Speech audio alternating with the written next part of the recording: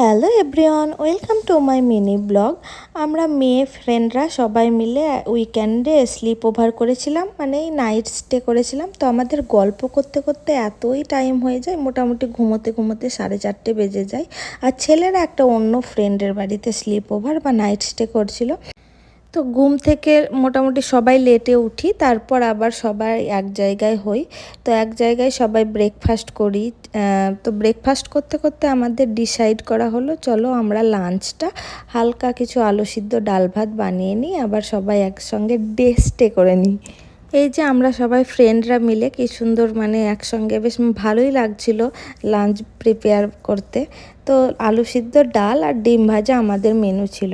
তো খুব ভালো উইকেন্ডটা কেটেছে আর কি, অনেক মস্তি হয়েছে, অনেক ফান হয়েছে, অনেক গল্প হয়েছে। আর বাচ্চাদের কথা তো বলাও যাবে না, ওরা এত মজা পেয়েছে, এত ওদের মানে খেলেছে, ওরা খুব ভালো টাইম কাটিয়েছে ওরাও। তো আমরা যারা বাইরে থাকি তাদের ফ্রেন্ডরাই যে কখন ফ্যামিলিতে পরিণত হয় তা আমরা নিজেরাও বুঝতে পারি না। এই যে লাঞ্চ হয়ে যাওয়ার পর সবাই মিলে এই যে আমরা একান্নবর্তী পরিবারের মতো মাটিতে বসে সুন্দর করে মানে লাঞ্চ করছিলাম, বেশ ভালো লাগছিল।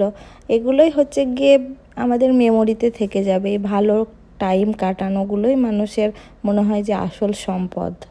তোমাদের যদি কারো এইরকম স্লিপ ওভার করার এক্সপিরিয়েন্স থাকে তাহলে অবশ্যই কমেন্টে জানিও।